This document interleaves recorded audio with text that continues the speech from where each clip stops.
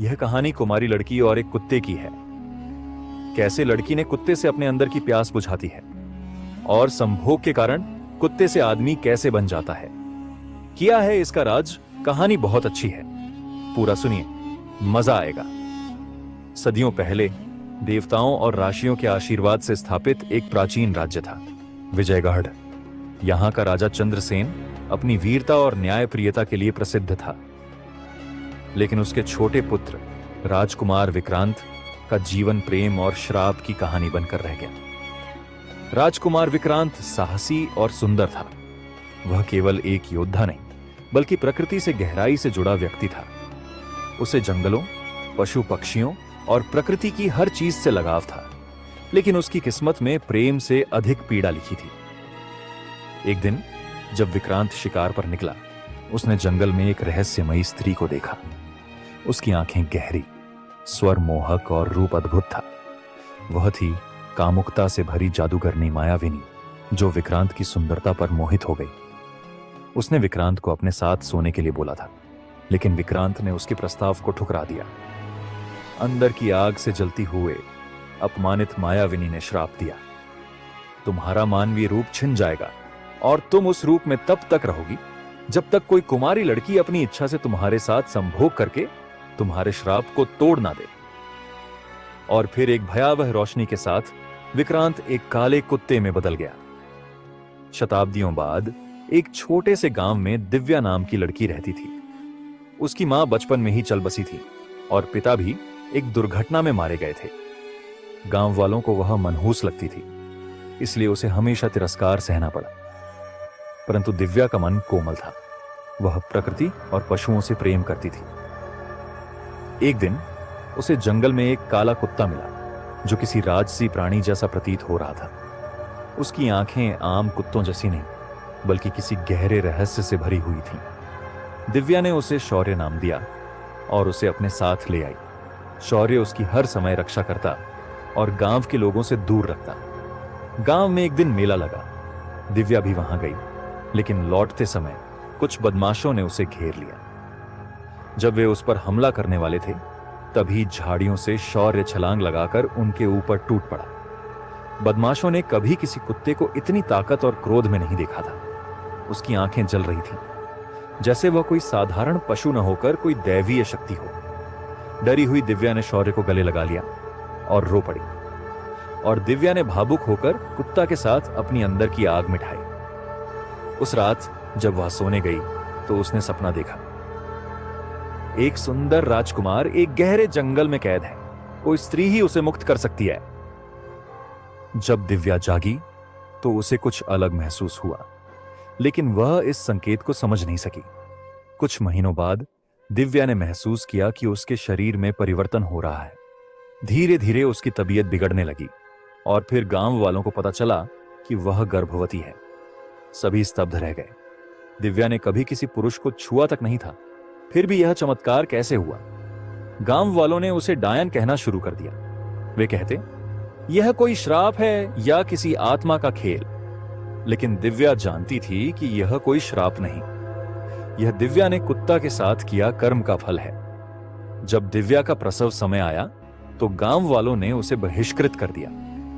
कोई उसकी सहायता के लिए तैयार नहीं था। दिव्या ने जंगल की शरण ली और वहीं अपने बच्चे को जन्म दिया। जैसे ही बच्चे का जन्म हुआ, जंगल में एक विचित्र ऊर्जा फैल गई। हवाएं तेज हो गईं और वातावरण बदलने लगा। तभी शौर्य, जो अब तक केवल एक कुत्ता था, पीड़ा में कराहने लगा। उसके शरीर में कंपन हुआ और उसकी आकृति बदलने लगी। कुछ ही क्षणों में वह एक सुंदर और शक्तिशाली योद्धा में बदल गया। उस युवक ने दिव्या को सब कुछ बताया। मैं राजकुमार विक्रांत हूं। सैकड़ों वर्षों पहले मुझे एक मायाविनी ने श्राप दिया था। केवल सच्चे प्रेम से यह श्राप टूट सकता था। जब तुमने मुझे अपनाया, मुझसे प्रेम किया और हमारा पुत्र जन्मा, तब मेरा श्राप समाप्त हो गया। दिव्या की आंखों में आंसू आ गए, परंतु विक्रांत की आंखों में दर्द था। मेरा समय समाप्त हो रहा है।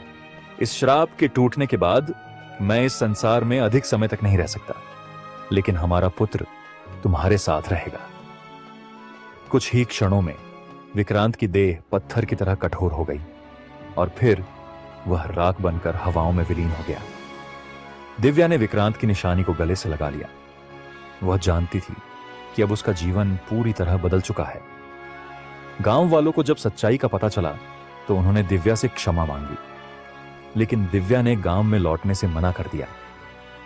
वह अपने पुत्र के साथ जंगल में रहने लगी और कहा जाता है कि उसका बेटा असाधारण शक्तियों से संपन्न था। वह जानवरों से बात कर सकता था, हवा से संकेत ले सकता था और भविष्य को देख सकता था।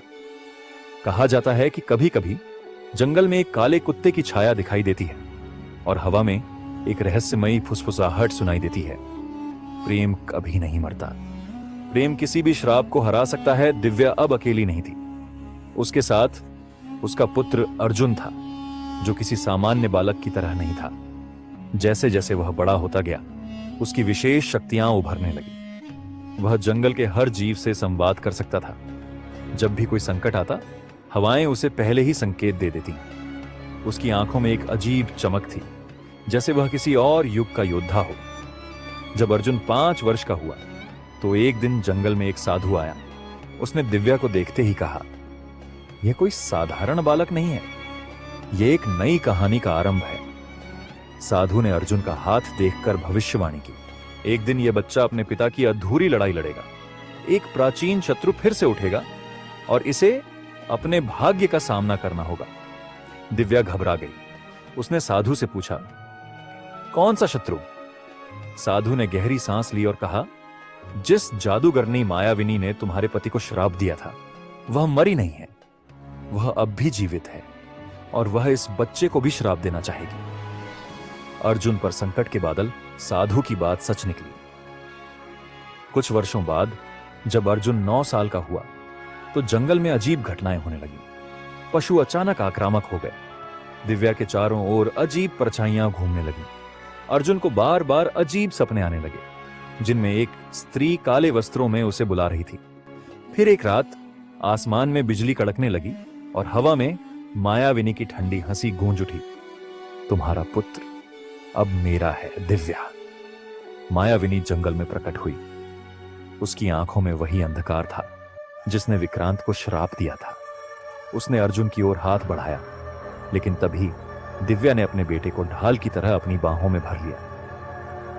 नहीं, इस बार मैं अपने परिवार को खोने नहीं दूंगी।